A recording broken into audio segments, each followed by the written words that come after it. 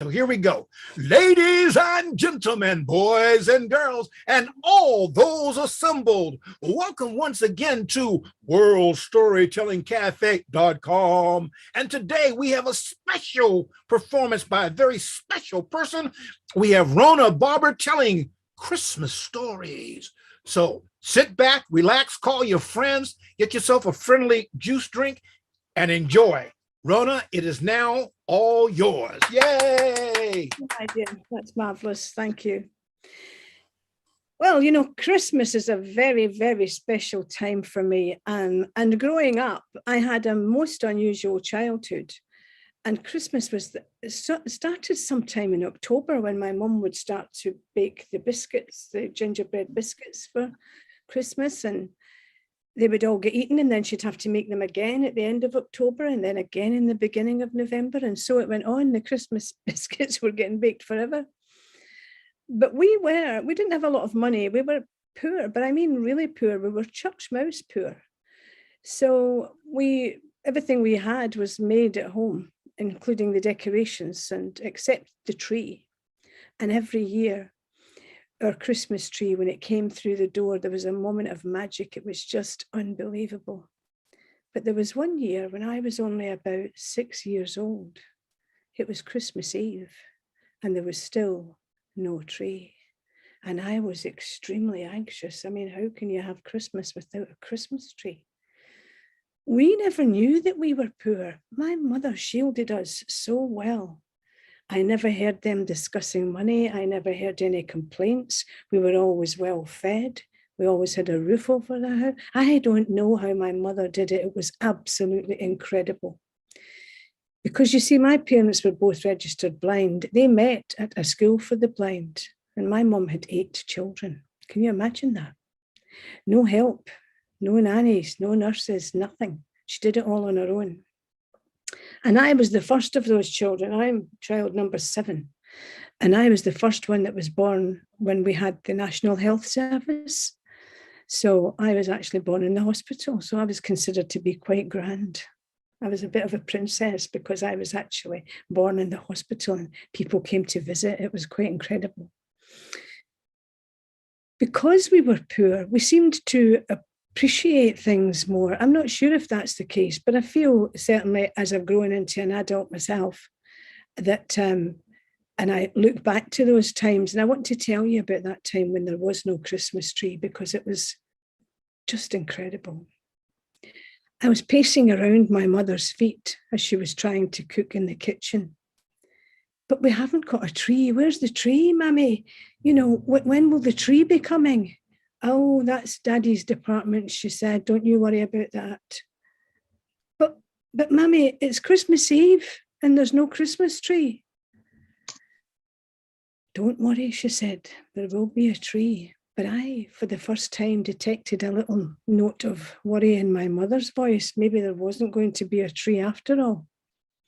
My young brother, whom some of you will know, Michael, who's also a career storyteller, if we call ourselves that, he was only 2 then because I'm 5 years older than him.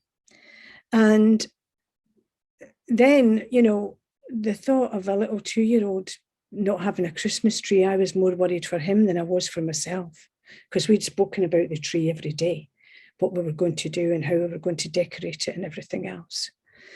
So in a moment of panic, I went and got the mop pail and I turned the mop upside down in the pail and started hanging things on it. I went outside and got a couple of big heavy stones to weight it down.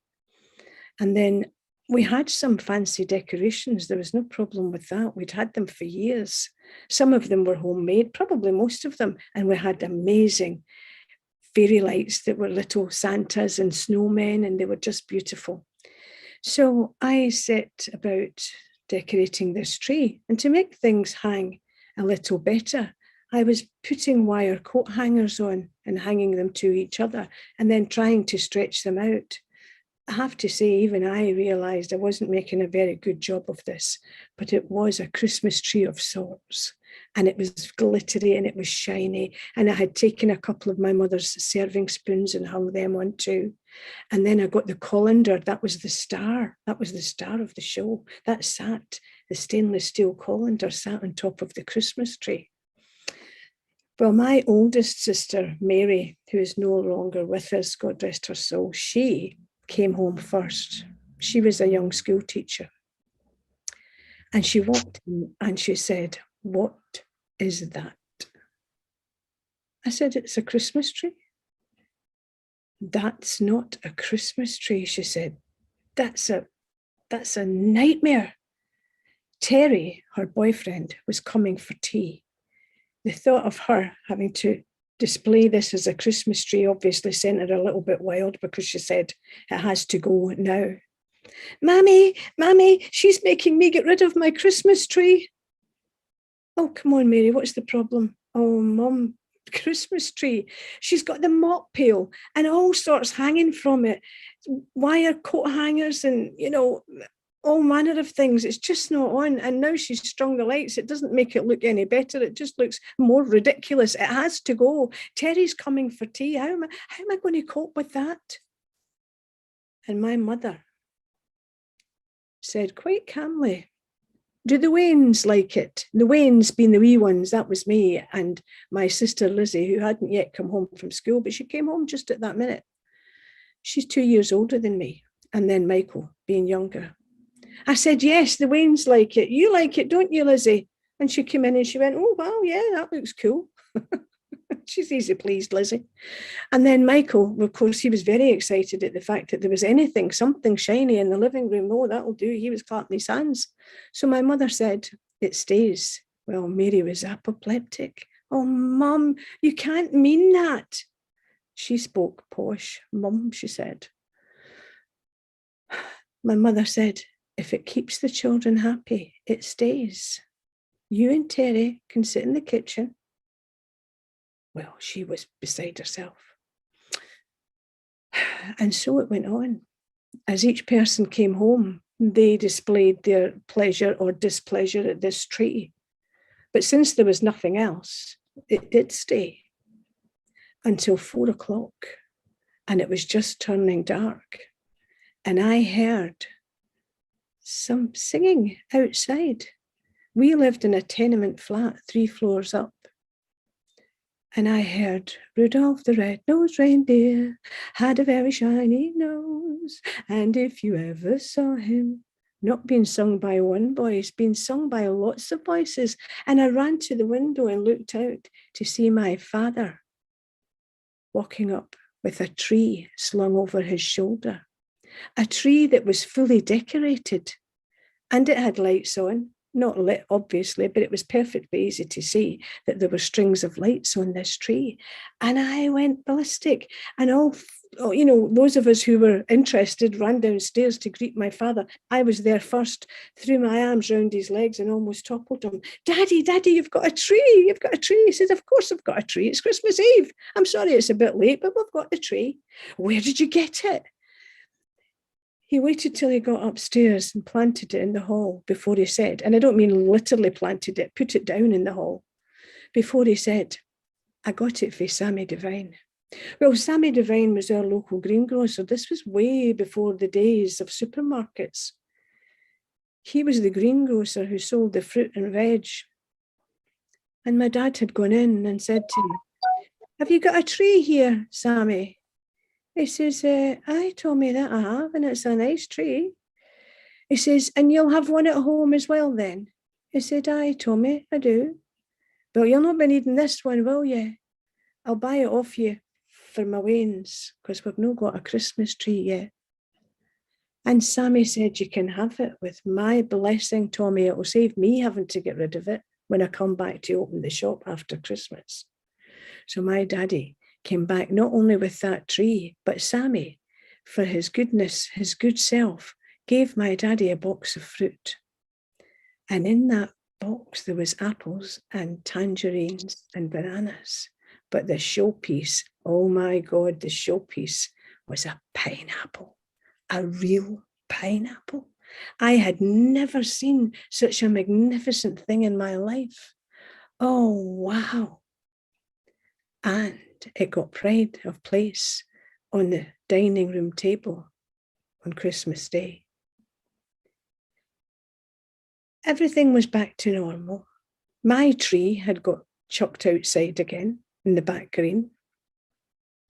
And everything was perfect until on Sunday when my mother was making the dinner and she said, "Has anybody seen the colander?" And that's the story of my little Christmas tree. I hope you enjoyed that. Well, guys, I can see who it is now and I can't believe it. It's my darling niece, Christina. I have only just recognised who's there. Hello, my sweetie. I've got a cracking story for you next. That was a great story. Some of the best stories are the ones that come from the heart and from personal experience.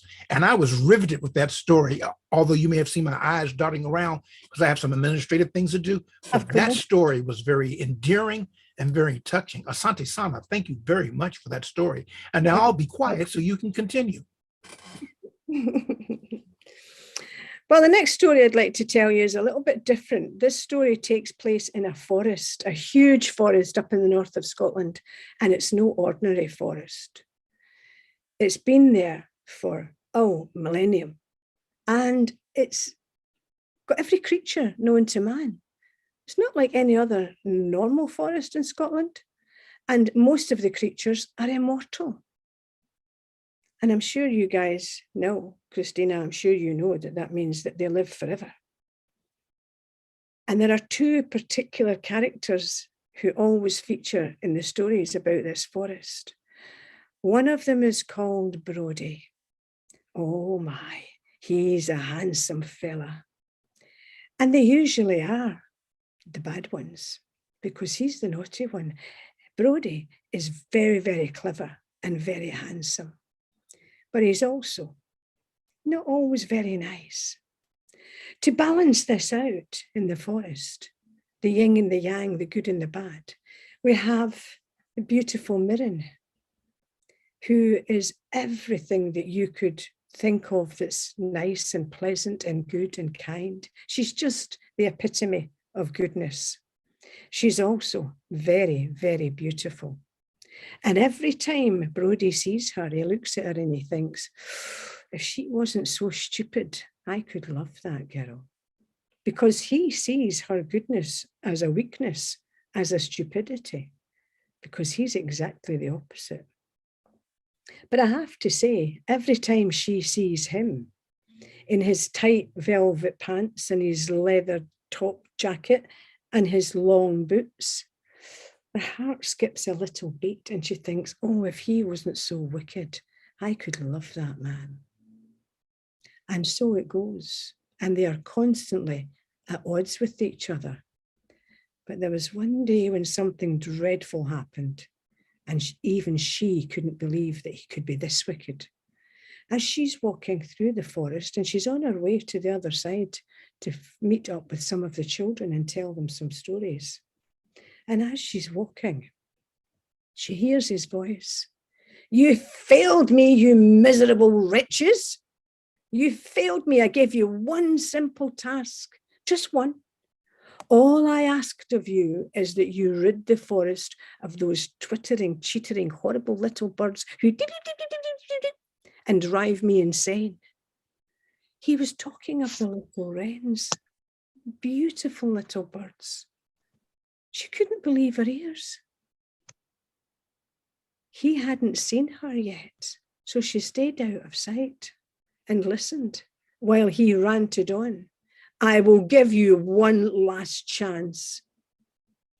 One last chance, and woe betide any of you who do not carry out this mission.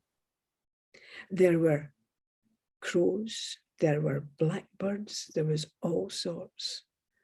But Brodie, sat perched up there, was not in human form. She recognised his voice. She hadn't seen him yet. because immortal creatures also happen to have magical powers. And his magical power was that he could turn himself into any animal he pleased. He could be whatever, even a tiger, because all animals lived in the forest of Foden. But he chose to be an eagle because he liked to soar high in the sky and watch everything that was going on. But he could shapeshift at a moment's notice. He could turn into something else. But she heard him ranting on. And then when he stopped, he sent the birds off to do this dastardly deed. And as she stepped into the clearing and he saw her, were you listening to me, Mirren? Now, because she was so good, she couldn't lie. She couldn't dream of saying no, because that wasn't true. But she was clever, as I told you, so she didn't answer the question directly at all. I've got no time to stop and chat to you, she said. I'm busy. I'm on my way to see the children. I'm going to tell them some stories. But Brodie knew that she had heard, and he was furious. She'll interfere. I know she will. She'll be calling on some of her friends. She didn't have particularly strong powers, but what she did have was particularly handy friends. The Lord of the Forest, you're all familiar with him, I'm sure, the big tall tree man. He was one of her best buddies. The Lord of the Skies, he was another.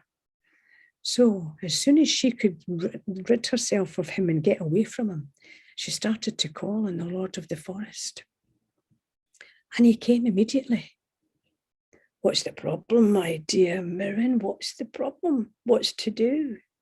You'll never believe this, she said. And when she told him, he was furious and he battered his huge feet on the floor. This will not do. This is just one step too far. We need to sort this man out once and for all. Yes, Mirren agreed, but not now. We have a job to do first. We have to save the little wrens. Well, what do you want me to do? Well, I want you to get me to the edges of the forest as quick as possible. And then she thought, hold on a minute. My friend, Lord of the Clouds, Lord of the Skies, he'll get me there quicker. And she called on him and told the tree man to follow. And of course, the Lord of the Clouds appeared. And she sat on top, atop a beautiful soft cotton wool cloud, and he blew her along to the edge of the forest. And as they got where the little wrens all lived, in those tight little bushes on the ground, she couldn't believe her eyes. There was a huge crow flying above, and he had a tiny little wren in his beak. And when he saw her, he dropped it, and it landed on the ground with a thud, a sickening thud. You just knew that all was not well with that little wren now. And Mirren ran over and picked it up, and it was still. She listened. No heartbeat. Maybe it's not too late. She prized open its little beak and she... And the next minute there was a little flutter and his heart was beating again. And she held him up and she said to him, gather all of your family and all of your friends and get into the bushes now, as deep as you can go. And he went twittering off, and you could hear him gathering all his friends. In the meantime, the Lord of the Forest had arrived, and he said, how can I help? What can I do?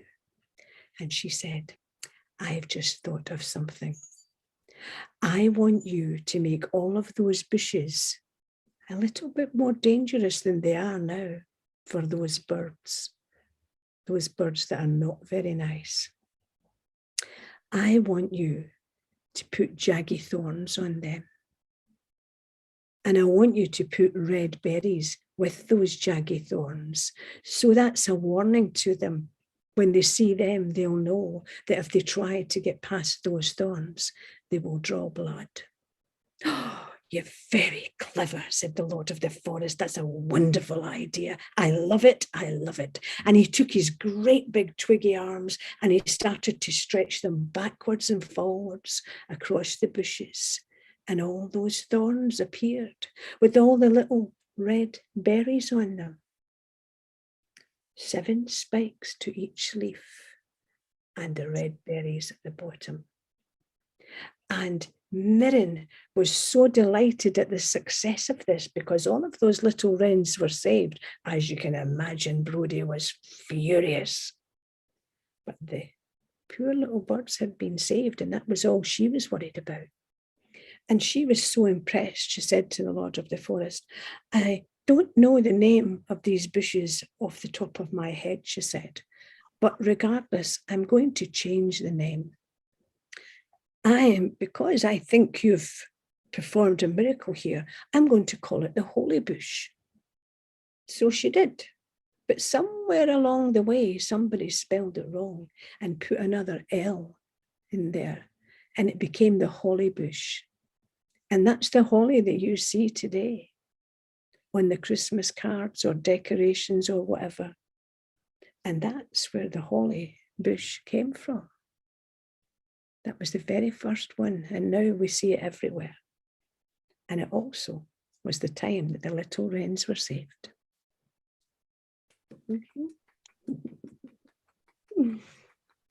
Rona, I should have warned you, I'm a punster. That story was very good. This story was great. Oh, thank you. I could hardly wait to hear the end of it. Well, there's quite a few stories of Mirren and Brodie, and I'm putting them in a book. The first person who's going to get that book is my niece, Christina. All right. It's a story of Mirren and Brodie and how they're always at odds with one another, but at the same time, there's that, will they, won't they, you know, kind of like, is there a romance here or isn't there? And it's quite, you know, it's quite exciting. It's quite an exciting place to be in the Forest of Fodden, and so many things happen there. One of the things, well, first of all, I appreciate your stories. They were excellent.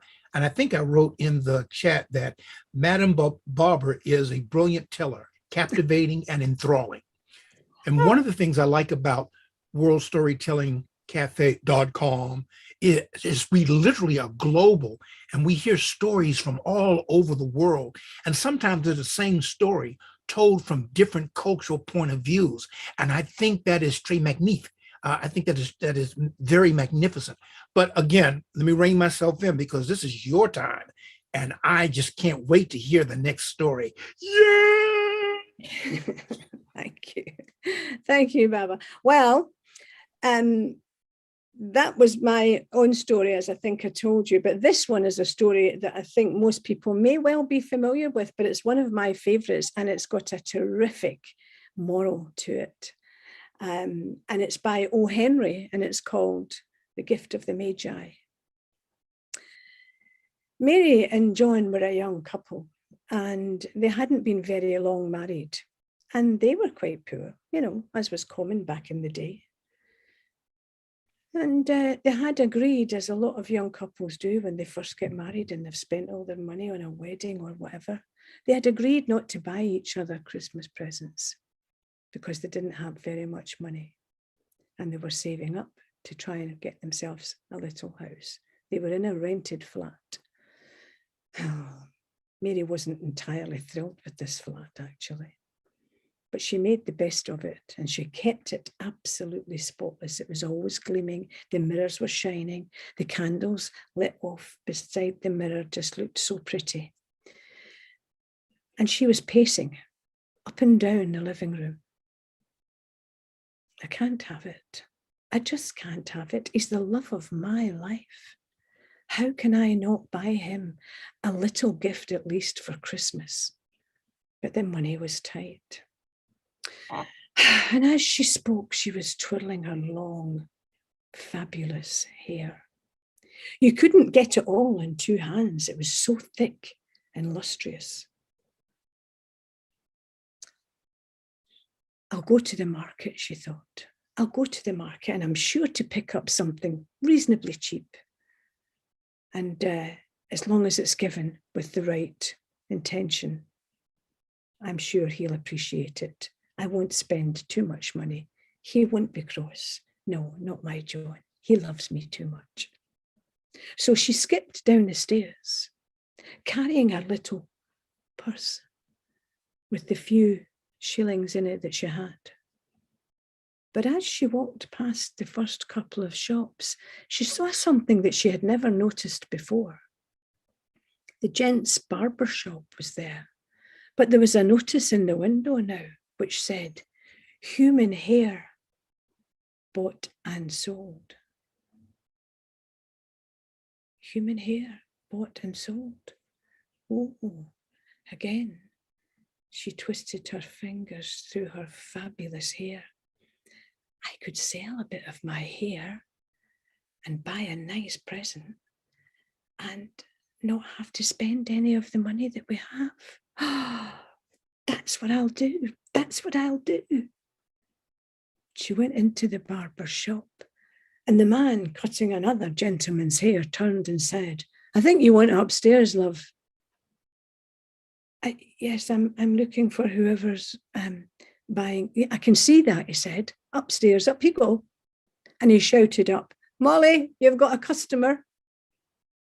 And she walked upstairs, but when she got to the top of the stairs and saw this woman, she almost turned and fled back down again.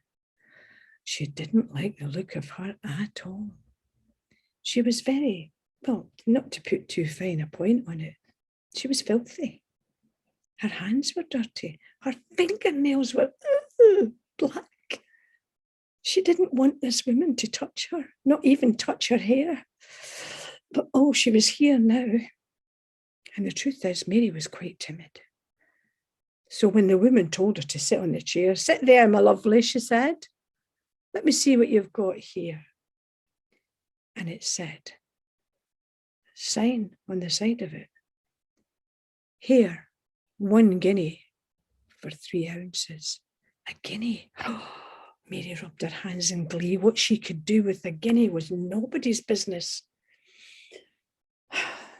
So she waited, and while the woman gathered up her hair, "How much would you like me to cut off?" she said. "Oh, not a lot," said Mary. "I mean, I'd like to keep, I'd like to keep it maybe to about my shoulders or something." "Your shoulders? Well, really, hair should either be short or long. I can take a little bit off, and that'll maybe get you a shilling or 2. Or I can take a bit more off, and you'll maybe get a guinea." "Okay," Mary said, "take a bit more off." And this old woman moved with such speed and ferocity that Mary nearly fell off the chair. She grabbed her hair and pulled it all up onto the top of her head and twisted it like so. And then she took the biggest pair of scissors that Mary had ever seen in her life, and she just sliced right through. And what was left of Mary's hair just fell onto her head. And can I tell you, it was even shorter than mine. Mary gasped when she looked in the mirror. "Oh my goodness.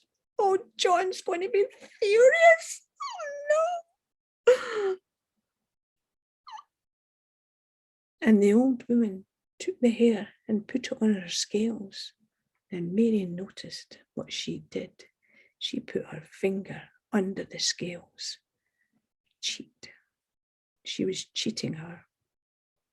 She held it so that it was exactly at a guinea. Mary's hair was probably worth at least 5 guineas, if not more. But Mary couldn't argue. She was far too terrified and too meek and mild. She took the guinea from the old lady and she fled out of that shop.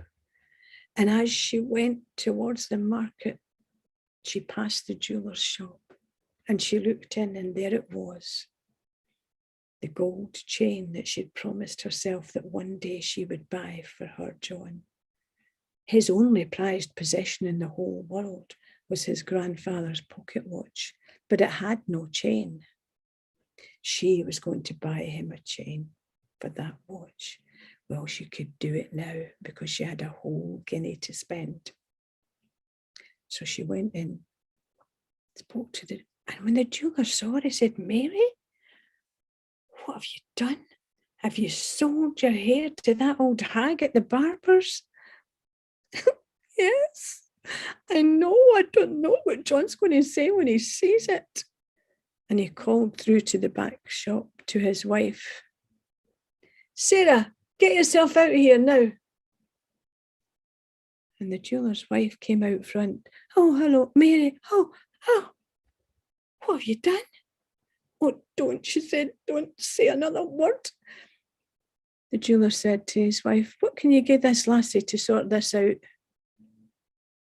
"I'll be back in a minute," said Sarah. And she came back with a gorgeous little mop cap. It was pink and it had white dots on it and it had a bow at the front. And she put that on Mary's head. And Mary instantly felt better because it didn't look nearly as bad as that jaggedy hair stuck all over the place. Maybe John won't even notice. Not right away anyway, not till bedtime. I'll keep it on. And I'll tell him to put the light out and he still won't know. Oh, she was quite excited now. She headed to the market. She bought some pork chops. She bought some big red apples. She bought 2 little candles for the candlesticks on the mantelpiece. Oh, she was elated. She was so happy. She got carried away. She spent that whole guinea. She bought herself a new apron so that John would just look and see the apron and nothing else. She got back home and she had the package in her hand. It was beautifully wrapped by the jeweller. And she took it and she put it on the mantelpiece. And then she moved the little ornament in front of it so that it couldn't be seen. I won't tell him right away. A little while later, John came home. She heard him singing coming up the stairs, and then he whistled. That whistle that let her know that it was him. And she ran and opened the door and she threw her arms around him. And he said, "Oh, I like your cap. That's very pretty." Her heart was beating. It felt like a stone in her chest. "Oh, please, please don't ask me to take it off. Don't ask me to take it off." But he didn't. And they went through. And she had started to cook the dinner and the smell, the aroma of the pork chops was all through the house. And John said, "Oh, I'm the happiest man in the world. Look at the beautiful wife that I've got. Look at my lovely little kitchen. Look at this food. Who needs Christmas presents?"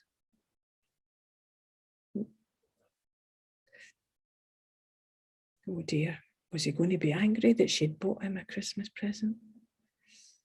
"Well, let's have dinner now," she said. Christmas Eve. Late dinner.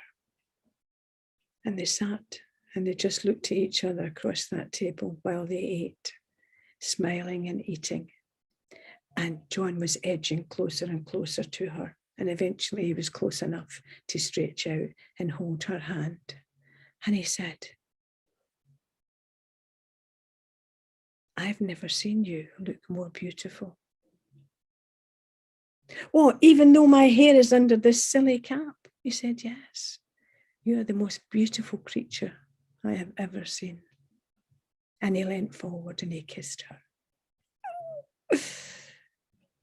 She said, "Oh, I can't help myself. I'm just so happy." He said, "So am I. And I don't want you to be angry, but I know we said we wouldn't buy each other a gift, but I couldn't resist it. I've got the most beautiful wife in the world. How could I deny her the pleasure of a little Christmas gift on Christmas Eve?" And he took out of his pocket a little velvet bag, a drawstring bag. He said, I haven't wrapped it, but it doesn't matter. I think you're going to love what's inside. And he pulled open the drawstring and he took out 2 beautiful tortoise-shell combs for her to slide into her hair when she moved it off her face. They were beautiful. She had loved those combs forever. They were in the same window as the watch chain that she had bought, and when they walked out of an evening they would stop and look, and he knew how much she loved them, and he had bought them for her. And she said, they're absolutely beautiful, but they're no use to me now. And she pulled off the mop cap, and when he saw that she'd cut all her hair off, he said, oh my goodness, don't worry, you are still as beautiful as you were before, and your hair will grow back, but why did you do it? She said, because I wanted to get some money to buy you a gift.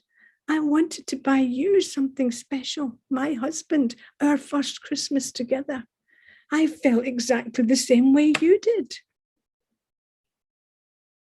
And she went up to the mantelpiece. And she took down a little box and she pushed it over towards him. And he felt the same stone in his chest as she had felt in hers, because he knew what was in that box. Oh no. He opened it and he said, oh, it's absolutely beautiful. He said, but it's no use to me now. What do you mean? She said. He said, I sold my watch to buy your combs. Oh no. Now both of us are left with useless gifts and no money. He says, well, your hair will grow back and we'll save up and buy my watch back from the jeweler. He promised me that he would keep it for at least a year before he put it on sale. And I think we'll manage to do that. He says, but for now, I think we've both learned a lesson. We didn't need those gifts. We had each other. He said, but I love you more than I ever did before, because you did that for me. And she said, and I feel the same about you. And they did learn their lesson. They were a lot more cautious and clever with their money after that, and did end up with a little flat one day, but it took a while. But they will never forget what they decided to call the gift of the Magi. There was some magic in the air that night.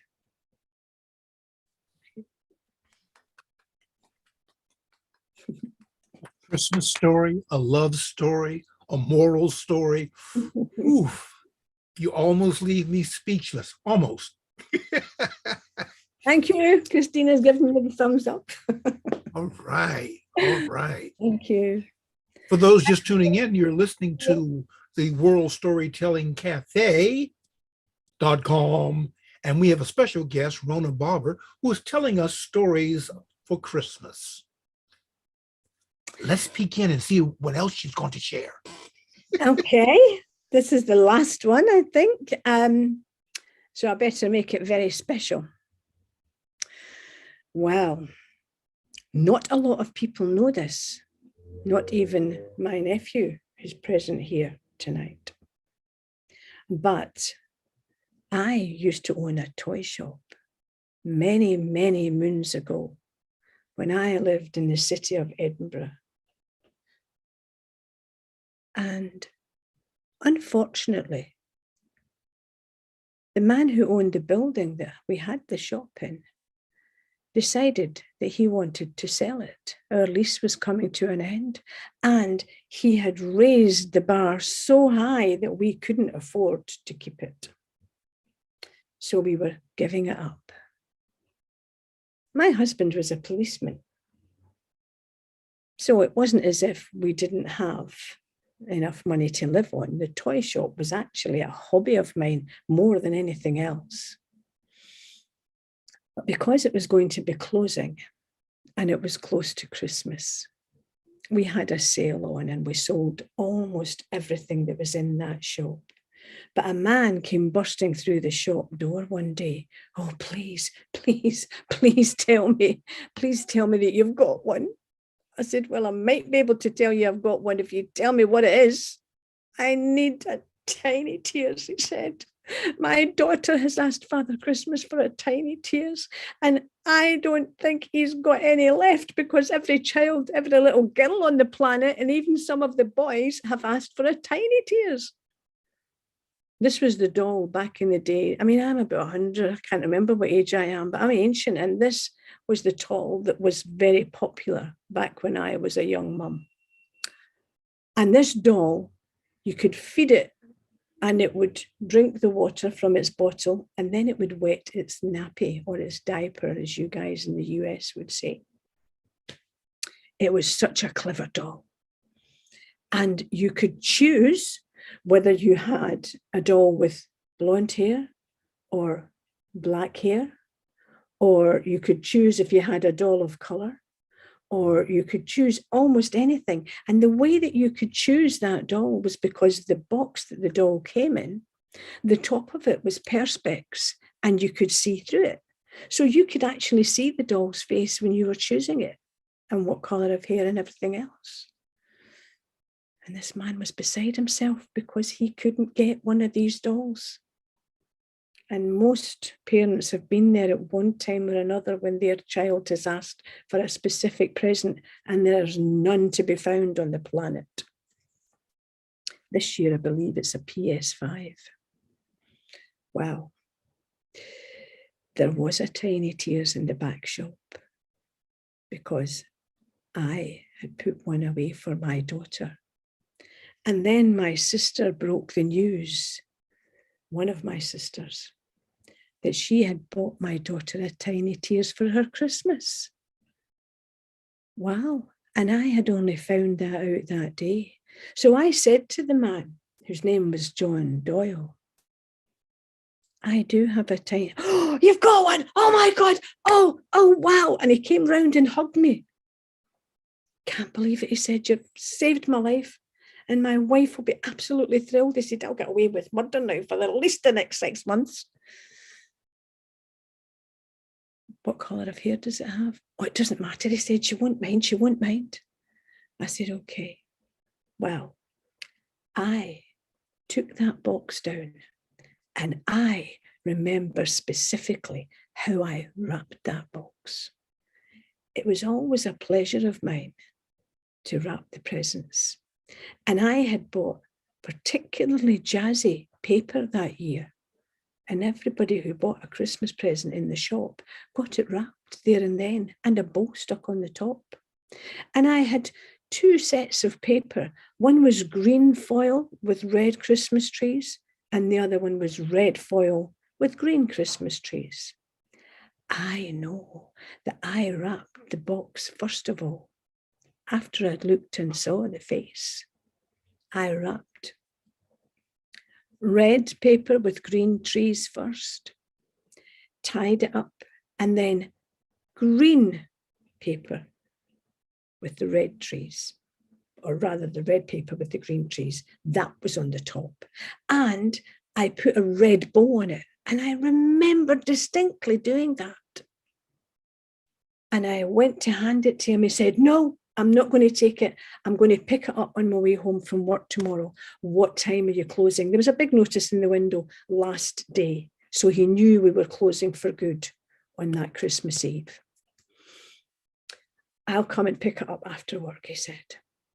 I said, well, I'm hoping to close at about 4 o'clock because what little we've got left, my husband's going to take it down to the children's hospital. He said, well, that's a lovely thing to do. He said, right, I'll be back in the afternoon to pick up that doll. And he paid for it there and then. So I wrote, Mr. Doyle paid on that parcel, and I put it back up on the shelf. Wow, That was it. I could go home happy now because one little girl was going to get the present that she specifically asked for. And I locked up and went home. Well,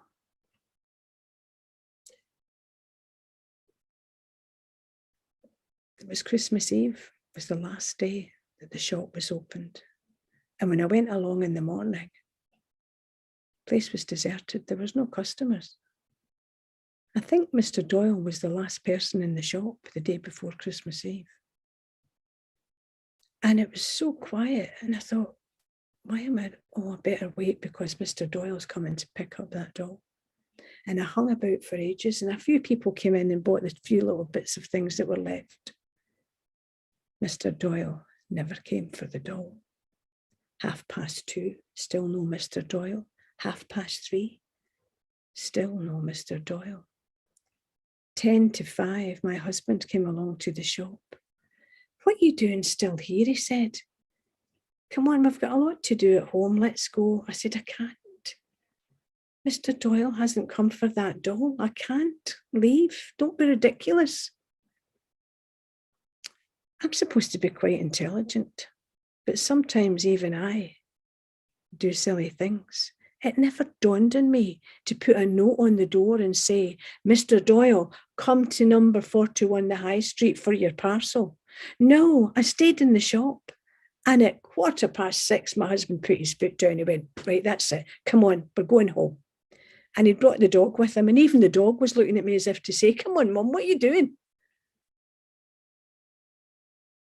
I went home, but I was not a happy bunny. At 8:15, I'm taking the dog for a walk. And my husband looked at me as if I wasn't real. The kids all looked at me and said, Mum, you're taking the dog for a walk? I said, yes. My husband knew what I was up to. I went along to the shop. This time, I put a note on the door. It suddenly sparked while I was sat there at home. I put a note on the door saying, Mr. Doyle, if you come looking for the parcel, call it number 41. I knew that whatever happened, if he'd got back to the shop and I wasn't there, he could have done any number of things. He could have asked in the shop next door, who was still open, where's the lady that owns this shop? Where does she live? Blah, blah, blah. He would have got that doll somehow or other. But to make it a little bit easier, I stuck the note on the door. And then I went home. I tossed and turned all night. I hardly slept. I didn't have to worry about getting up early in the morning. My kids were there at 5 o'clock at the end of the bed. Mum, Dad, he's been. I thought, I know he's been. I was up till 4 o'clock wrapping your presents, I thought to myself. I got up and again couldn't content myself. I had cooked the turkey the night before. Everything was all prepared. My kids had got their presents now from under the tree. Everybody was happy. Everybody except me, because all I could think about was that child didn't get her doll. What happened?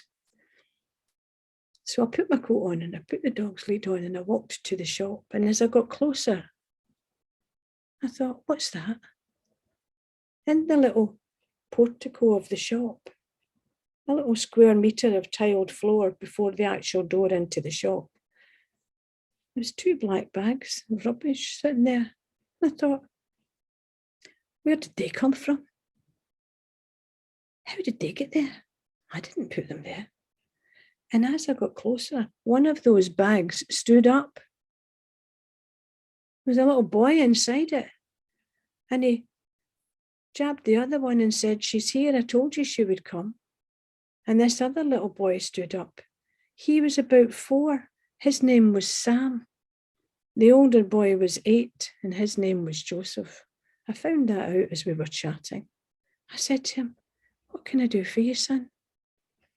My dad sent me, and he held out his hand and he had 3 paper pound notes. That's what the money was like back in those days. Paper pound notes. My dad told me to get something for Sam because Santa didn't bring him anything.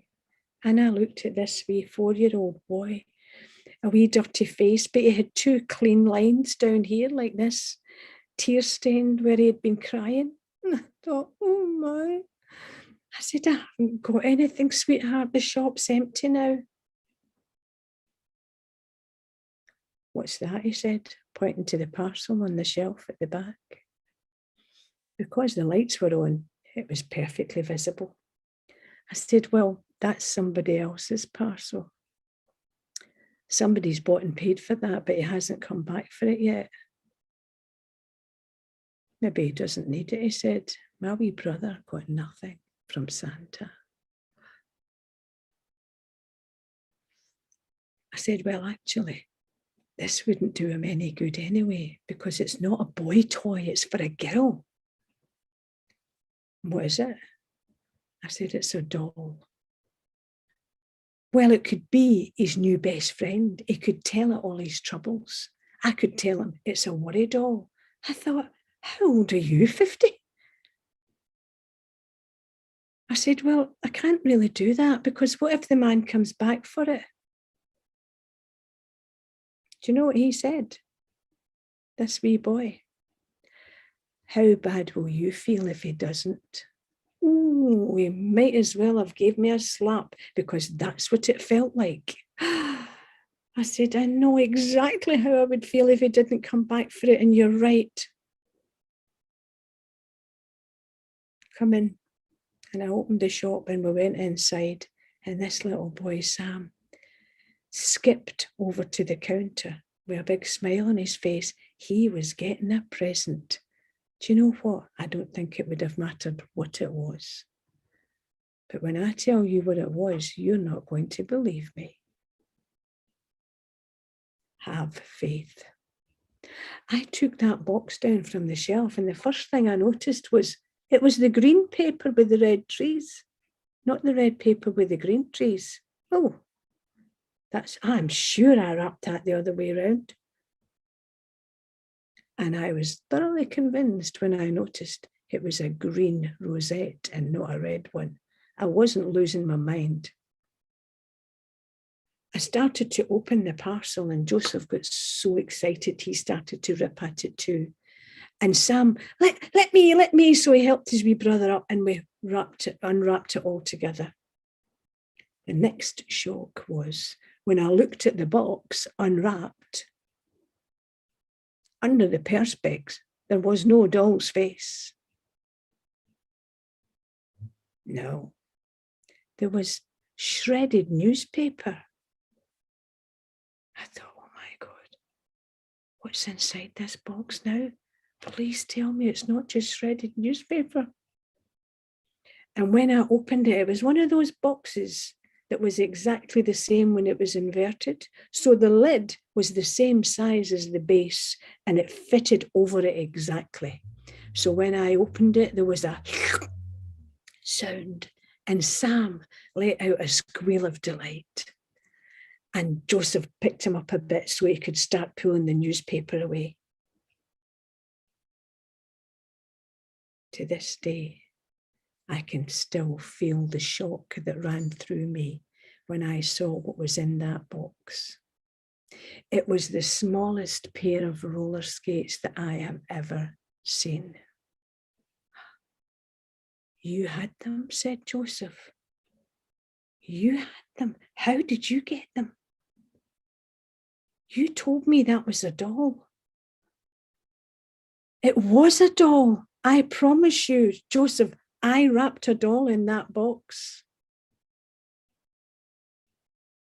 You Scottish people will get it when I say Joseph's answer was, aye, right. Double negative if ever there was one. Aye, right. And the look in his face, I felt like the devil incarnate.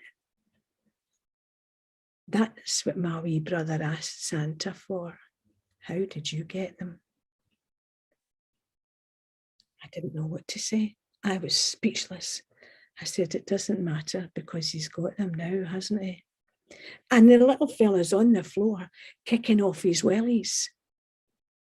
But he's in his bare feet. I can't put steel skates on a little boy's bare feet, for goodness sake. So I kicked off my own boots and I took off my warm woolly socks and I put them on his feet. And then Joseph and I each took one skate each, and we put them on his feet. They were a little bit big, but he could not have cared less.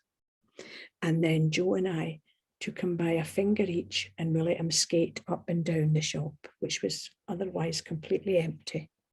And the squeals of delight that filled that shop, I doubt if they've ever been repeated with such excitement. I'm still completely stunned. I don't know how that happened. So I took the £3 notes and I handed them to Joe, and I said, take them back and tell your daddy to buy a present for you and Sam. He says, I've got a wee sister as well, but she's just a baby. He said, but my daddy will spend the money on buying us a Christmas dinner. I said, that's a good idea. And I couldn't speak as I watched those two little boys, him putting his wellies back on with my socks, if you please. I wasn't complaining. And off they trotted with a box of roller skates under Joseph's arm. And I couldn't let him go without telling him what had happened. Joseph, I called, and he turned round. And he still had that look, you're the devil, in his eyes. I said, come here. I want to tell you what happened. What do you mean? I said, do you know what you've just witnessed? I said, let me tell you what's happened somewhere else in this city today. A wee girl has got a box from under the Christmas tree, and she's ripped open the wrapper, and she's seen roller skates written on the top, and her heart has sunk because that's not what she wanted.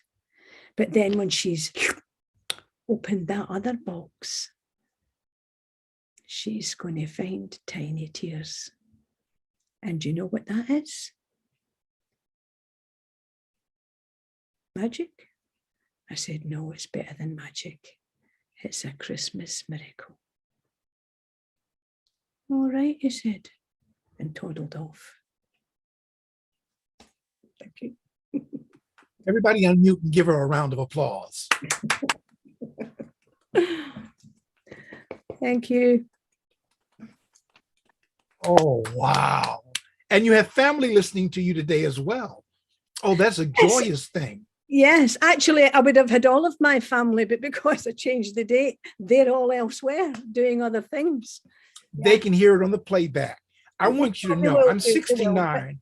Yeah. I'm 69, and you've accomplished something that's only happened to me 3 times in my life. You have almost gotten me speechless.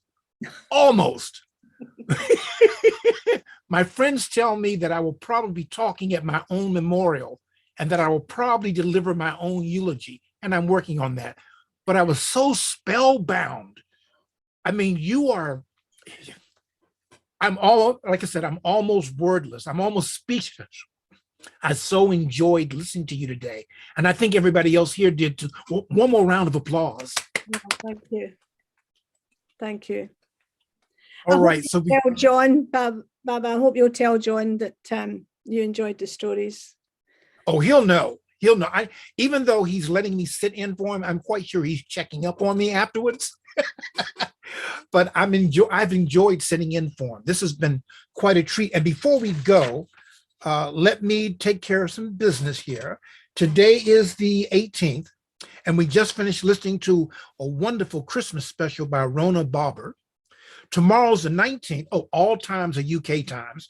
Tomorrow on the 19th at 6 p.m. UK time, we're going to have our worldwide story round. So everybody, not everybody, everybody is invited to come and sit and tell a tale or two. And we welcome you, whether you're from Anacostia in Washington, D.C. or Timbuktu. We welcome everybody for that. And then on the 20th, we have a special. Sadly, a very renowned, loved, and respected teller passed away recently. Oh. Her name was Trudy Terry. And we're putting together a special on November 20th, which is Monday at 8 p.m. UK time, So we're inviting you, please tell your friends and your families and everybody, not everybody, everybody, to tune in and join us for that. I think I might be telling a tale, but we'll see. So please come to that. And then on the 21st, we have a very joyous occasion. I think one of our favorite, if not the favorite session that we have with the young international tellers, 18 and under, will be telling tales at 4:30 UK time. It moved it up a half an hour because in some parts of the globe, our young tellers from ages 4 to around 10 or 12, it's 10 or 11 o'clock at night where they are, and they stay up to share their tales with us, and then they have to be up early in the morning to go to school. And the parents are very supportive because the kids really want to do this. So we've moved up a half an hour, so it'll be 4:30 UK time, which I think is 11:30 a.m. where I am, but you're all invited to join us for that. Having gotten that little piece of business out of the way, whatever holiday you are observing around this time of year, there are 27 of them going on. We wish you a joyous holiday. We wish you a joyous Kwanzaa, and may 2022 bring you and yours, all of you and yours, all that you need, if not all that you want. Asante Sana, thank you for joining us. Rona, would you like to... Before I go, can I just say thanks very much to my nephew, my niece, and my little niece. And is that your friend you've got with you, Christina?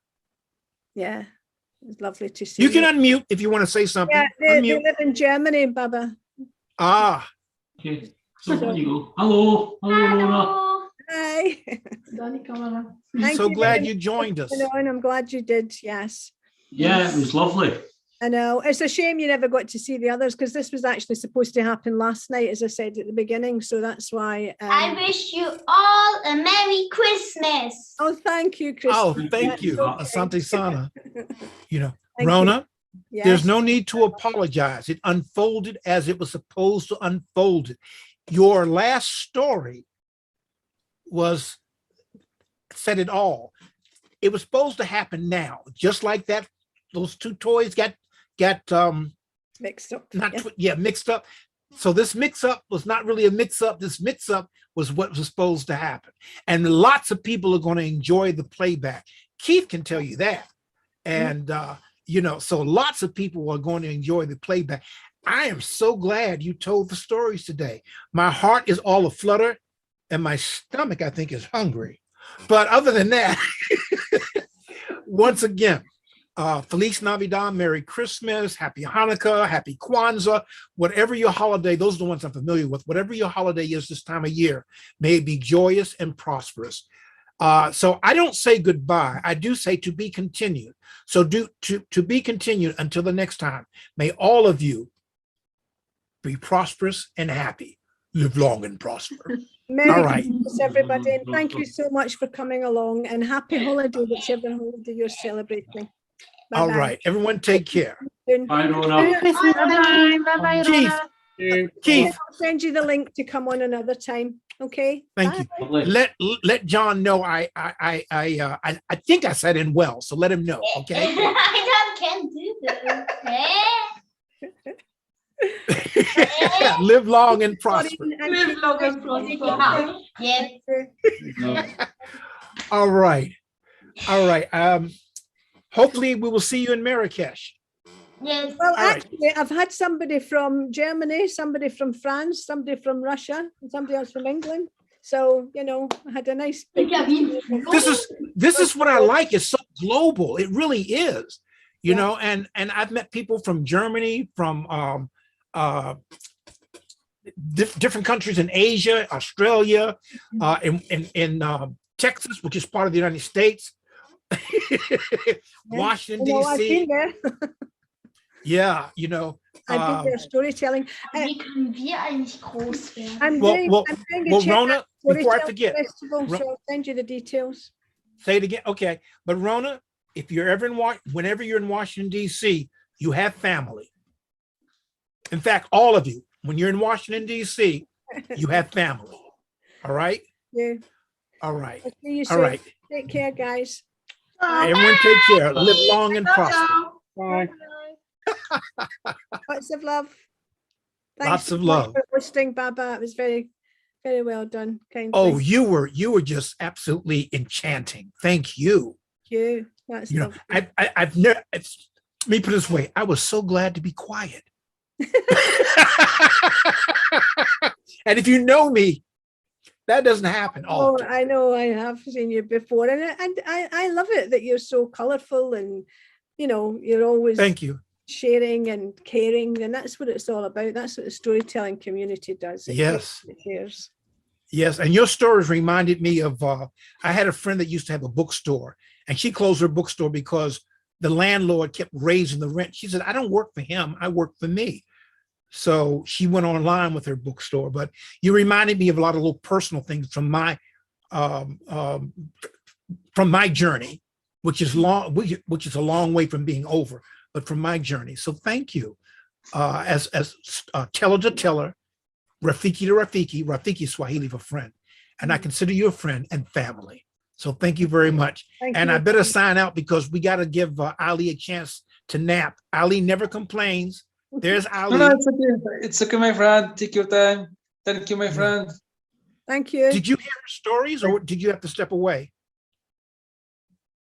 Were you able to hear her stories or did you have to step away? Yes, Baba. Did you Were hear- you able to hear Rona or did you have to? Sometimes I know you have other things to do while we're No, doing I'm it. here. I'm here all time. But just sometimes I go to do something else and I come back and Right, right. But Ali, she was so magnificent. I didn't want to talk. Ali, I didn't want to talk. You know? Excuse me. But she was great. So thank you, Ali. Ali is in Thank you, charge of the Baba. magic carpet. thank And he you. takes us all over the world. Thank you, sir. Thank you, Ali, All for right. doing so. Take Thank care. you, Rona. Thank you, Baba. Thank you so much. Thank you for the All right. stories. Bye bye. All right, everybody. So we're going to sign out. Everyone live long and prosper. All right. Until the next time. Bye. Until the next time, my friend. Bye-bye. Bye bye.